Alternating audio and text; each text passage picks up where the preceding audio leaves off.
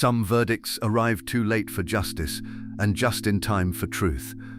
On the morning of Monday, November 9th, 2020, 12 jurors filed back into a courtroom in Snohomish County, Washington, for the second day of their deliberations. They were there to decide whether one man had committed a murder. What they did not know, what no one in that room had told them, was that the man they were deliberating about was already dead. He had died that morning at his home in Edmonds by his own hand. There was no ambiguity about it. He had chosen the morning of his verdict to leave before it arrived. Detective Jim Scharf was standing in a hallway of that courthouse when the call came through. A man had been found unresponsive at his home. By the time the jury returned, just after 1 o'clock that same afternoon, to deliver a verdict on a killing committed 48 years earlier, the defendant was beyond the reach of any sentence the law could hand down. Now go back to a warm afternoon in the summer of 1972. Her name was Jody Gwen Loomis. According to the Find a Grave memorial and trial coverage by the Everett Herald, she was born on June 5, 1952, which made her 20 years old. She lived with her family on Winesap Road in the Bothell and Mill Creek area of Snohomish County. Her father John, her mother Rosemary, her 12-year-old sister Jana, and, the Herald reported, her fiancé, a young man named Jim Roberts, who lived with the family. The Herald's trial coverage described Jody as someone who loved art, animals, and horses. The prosecutor would later tell the jury she had a little counterculture to her, a little of the era's loose, easy spirit. She stood under 5 feet tall.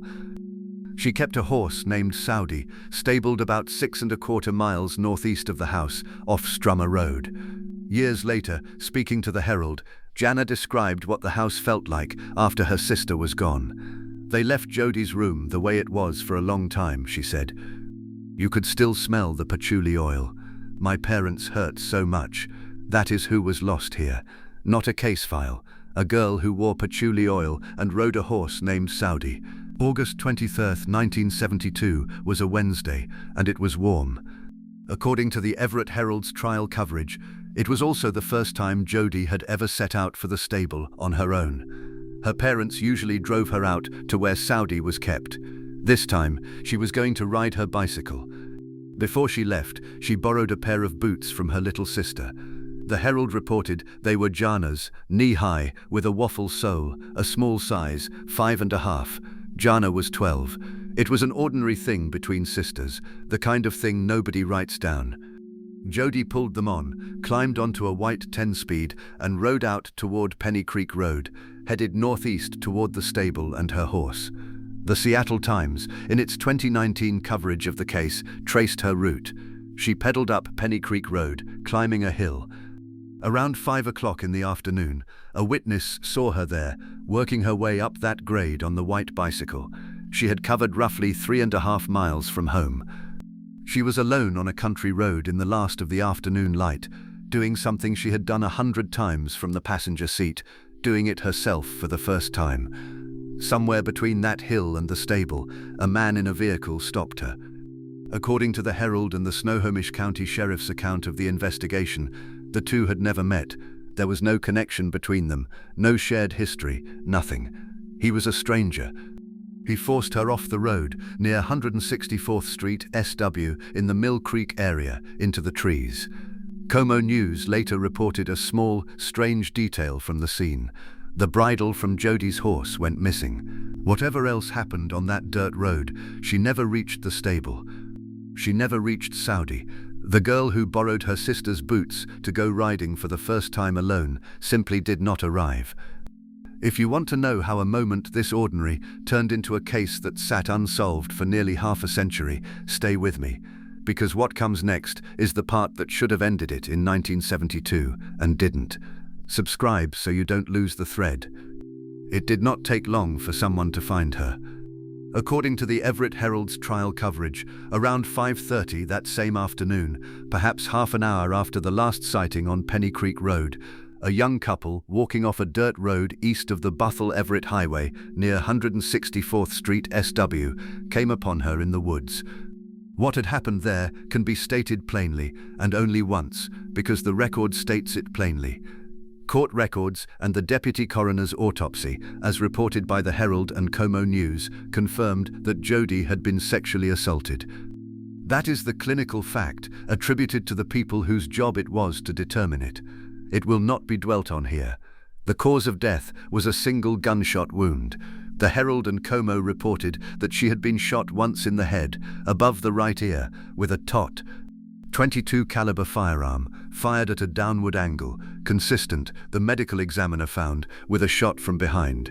Her white 10-speed bicycle had been thrown into a ravine, roughly 180 feet from where she lay. She was found wearing little but the knee-high socks and her sister's borrowed boots. She was rushed to Stevens Memorial Hospital, the building that is now Swedish Edmunds. According to the Herald, she was pronounced dead on arrival.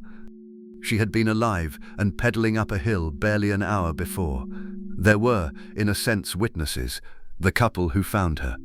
But the Herald noted a detail that tells you how long this case would run. One of those two people died before the man accused of the killing ever stood trial. A deposition had to be recorded in advance, years ahead of time, so that a voice from the discovery in 1972 could still be heard in a courtroom nearly 5 decades later.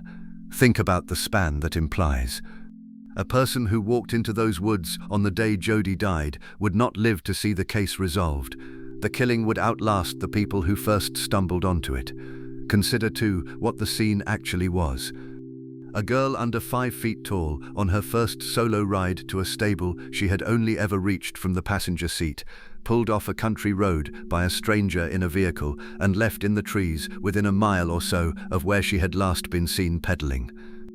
The bicycle thrown 180 feet into a ravine, far enough that whoever did this took the time to hide it, to put distance between the road and the evidence. This was not chaos. There was method in it. A file was opened, stamped on it, August 23, 1972. It would sit, nearly untouched, for a very long time. The Snohomish County Sheriff's detectives did not ignore this. According to the summary compiled by People magazine Investigates and reported by AOL, they worked it hard and fast in those first days. Suspicion fell on at least 2 local men, a ranch owner in the area and a tenant working on a property nearby. Detectives looked at them closely, and then it stalled. There were no witnesses to the attack itself. The couple had found her after, not during. The physical evidence that had been collected was limited, and there was no clear way to tie any of it to any one person. The men who had drawn suspicion could not be placed at the scene. Without a witness, without a confession, without a physical thread that led to a specific hand, the detectives ran out of road. It is worth being precise about why. This was 1972. The tool that would eventually crack this case open did not yet exist as an investigative method. There was no DNA profiling. There was no national database to run a sample against. Forensic science of that era leaned on fingerprints, on blood typing, on witnesses and circumstance, and the hope of a confession. A microscopic biological trace could be collected and preserved, but in 1972 it could not name a stranger. The ceiling on what could be known was simply lower than the crime required. But one man did something that afternoon that would matter more than anyone alive could have understood. According to Como News, Dr. Thomas Elder, the deputy coroner, collected biological swabs during the autopsy. In 1972, those swabs could prove almost nothing. There was no method to run them against, no database to query, no science capable of turning a biological trace into a name. He preserved them anyway. It was, quietly, the single most important act of the entire investigation, and it would take 36 years before the world caught up to what he had banked. This is the part of cold cases that rarely gets told. The break, when it finally comes, depends entirely on a decision someone made decades earlier with no way of knowing it would matter. A coroner bagging and labeling material in 1972 for a case nobody yet knew would go unsolved was preserving the only thread that would ever lead anywhere. Everything that happens in this story from here forward, the lab, the database, the family tree, the verdict, runs through that quiet, unglamorous act of keeping what could not yet be read. For now, the leads went one by one to nothing. The suspects cleared. The file thickened, then stopped thickening. Cold. While the case sat in a drawer, a family lived inside it. According to the Everett Herald and reporting by NBC News, Jody's parents, John and Rosemary Loomis, spent the rest of their lives not knowing who had done this. Both of them died before the answer ever came.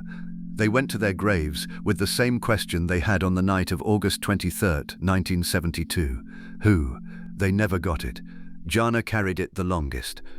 She had been 12 when she lent her sister those boots, and she would spend the next 4.5 decades waiting for an answer that never seemed to come. The investigation itself went quiet. The original detectives moved on. The files slid into cold storage, one unsolved folder among many. A decade passed, then 2, then 3. No arrest, no suspect, no anniversary that brought a phone call. That is the cost, no case file records.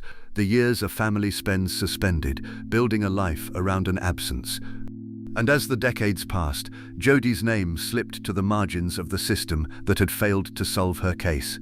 The Herald reported that she eventually became a playing card. The Snohomish County Sheriff's Office produced a deck of cold case cards, the first of its kind in the state, printed with the faces and details of unsolved victims, and distributed them to prison inmates in the hope that someone inside might know something and talk. Jody Loomis was the 10 of hearts. She was, the Herald noted, the oldest case in the entire deck. A young woman who loved horses and art, reduced to a card handed out behind bars, hoping a stranger might recognize her. 33 years would pass between the afternoon she died and the day a detective finally pulled her file back open. If a story like this one matters to you, if you've ever known someone the system seemed to forget, drop their name in the comments. Say it out loud. The forgotten deserve to be remembered, and this channel exists for exactly that. In 2005, a detective opened the drawer. According to Como News and the Everett Herald, Snohomish County cold case detective Jim Scharf pulled the Jody Loomis file 33 years after it went cold. He sent the surviving evidence to the Washington State Patrol Crime Lab. By then, the science Dr. Elder's swabs had been waiting for finally existed. What the technicians found was on the boot. Not the autopsy swabs alone, the boot.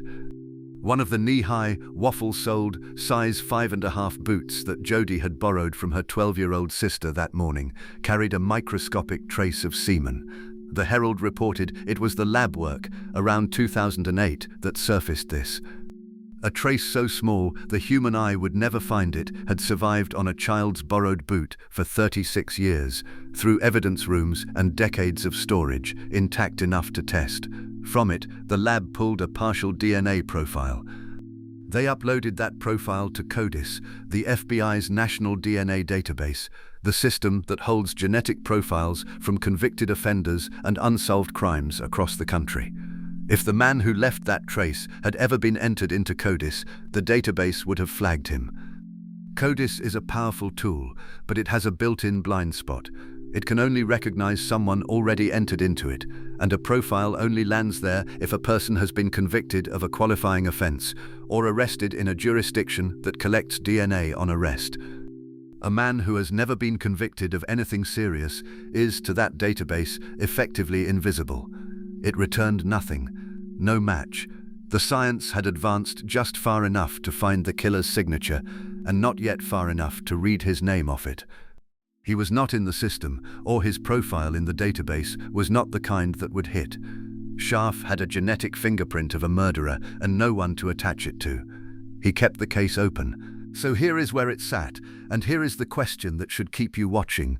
Investigators now had the killer's DNA lifted off a borrowed boot and still could not name him. Subscribe, because the way they finally did it did not come from a crime lab at all. The answer came from a family tree. In the summer of 2018, according to the Everett Herald's reporting on the arrest, a private company called Parabon Nanolabs took the sample from the boot and did something the state lab had not been able to do in 2008.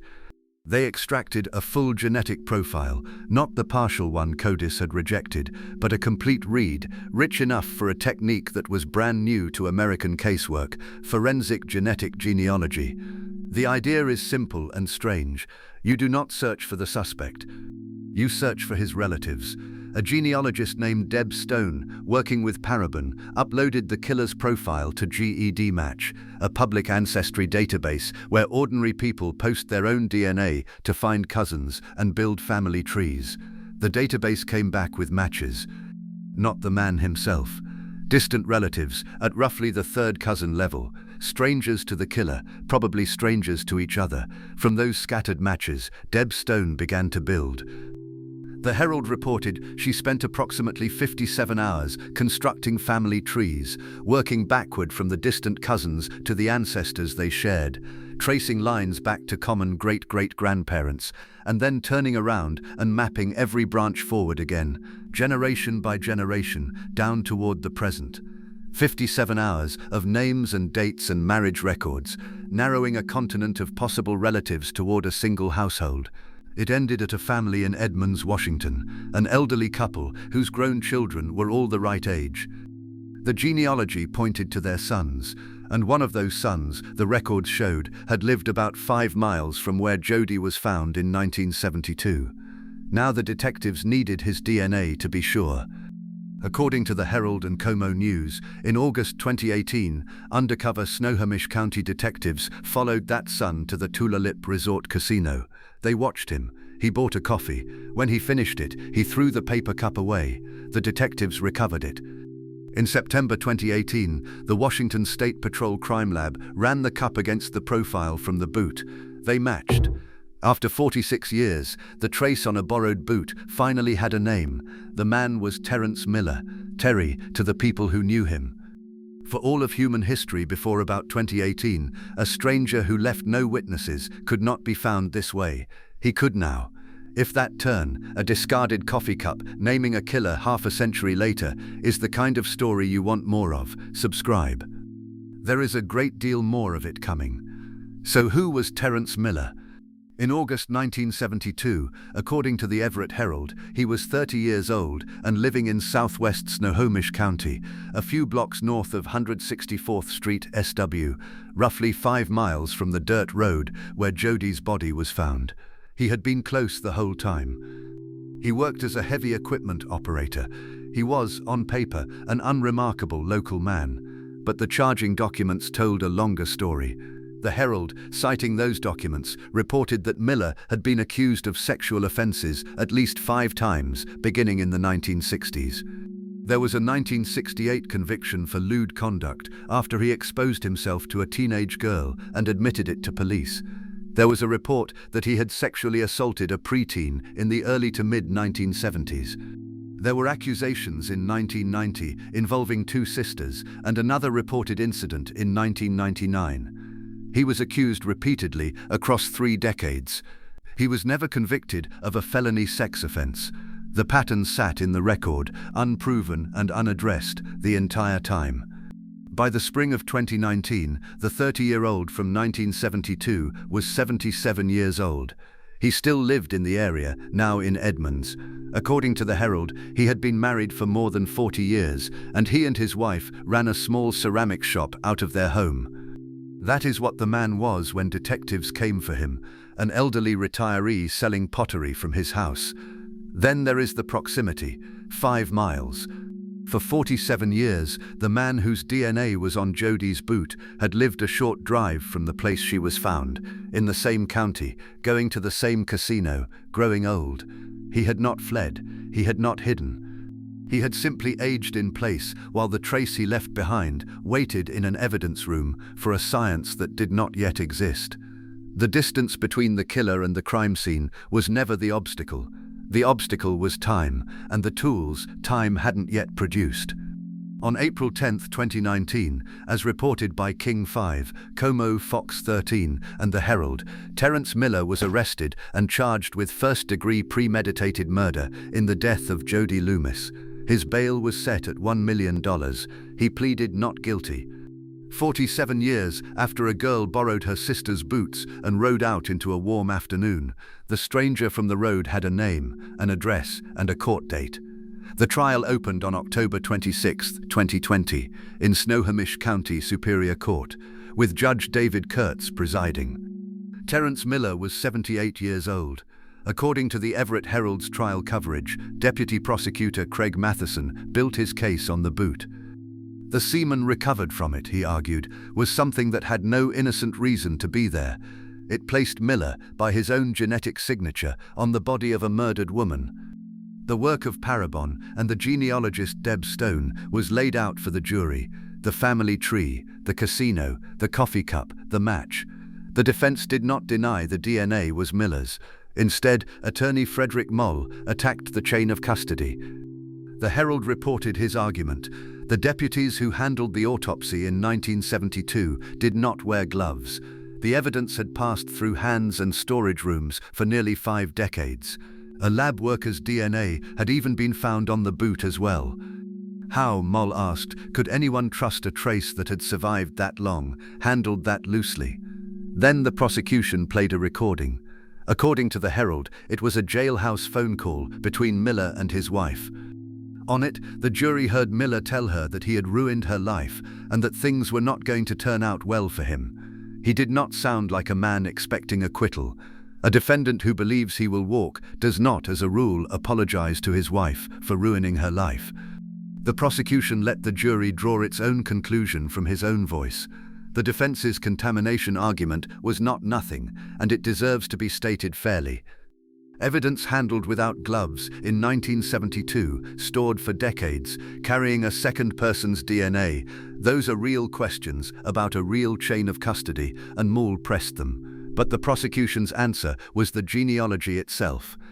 The odds that a 57-hour family tree reconstruction would point to a man living 5 miles from the scene, whose own discarded coffee cup then matched the boot, and that all of it was somehow contamination, strained past what the jury was willing to believe. The jury began deliberating on Friday, November 6. They went home for the weekend. They came back Monday morning, November 9th, to keep working. That same Monday morning, before 10 o'clock, Terence Miller was found unresponsive at his home on the 15900 block of 52nd Place West in Edmonds. The Snohomish County medical examiner would later confirm that he had died by suicide. He had chosen this morning, the morning his fate would be decided, to decide it himself. The jurors knew none of this. They were not told. They worked through the morning and into the early afternoon, and at approximately 1 o'clock, according to the Herald, NBC News, and the Seattle Times, the 12 of them returned to the courtroom and delivered their verdict: guilty, first-degree murder. Only then did Judge Kurtz tell them. The man they had just convicted had been dead since before they reached their decision. In the gallery, the Loomis family held on to each other. If you have followed this far, you understand why this channel exists, to carry these cases to the end, however long the end takes to arrive. Subscribe, because the story is not quite over. There was no sentencing. There was no one left to sentence. But the defense tried to take the conviction itself. According to the Everett Herald, Miller's attorney filed a motion to vacate the guilty verdict, leaning on case law about defendants who die before they can be formally sentenced. Judge Kurtz refused. He called the situation rare, even close to unprecedented, and then he drew a line that mattered. Miller, he noted, did not die of a disease, or of COVID, or by being hit by a car. He had deliberately taken his own life rather than show up in court. Letting that erase the verdict, the judge ruled, was not the right thing to do. Instead of a sentence, Kurtz signed a document affirming that Miller's guilt had been proven beyond a reasonable doubt. Jana Loomis Smith, the little sister who at 12 years old had lent Jody the boots that ended up holding the only piece of evidence that ever mattered, spoke after the verdict. The Herald recorded her words. "Truth never dies," she said. "This helps." Miller's own niece offered condolences to the Loomis family. Detective Jim Scharf, who had carried the file since 2005, put it simply. "I'm glad that we got to hear the verdict," he said. "I think that was good for the family." The case became a landmark. According to Como News, the forensic genetic genealogy that broke it was the same technique that had identified the Golden State Killer suspect in 2018, and that had convicted William Talbot II in Snohomish County in 2019, the first jury conviction in the world built on the method. Jody's case was later told on Investigation Discoveries, People magazine investigates, in an episode titled, fittingly, My Sister's Boots. But hold on to what the verdict could not do. John and Rosemary Loomis died without ever hearing a name. Terence Miller died before anyone could ask him the one question 47 years had been built around. Why her? Why that road? Why at all? He never explained himself. He never sat for a sentence.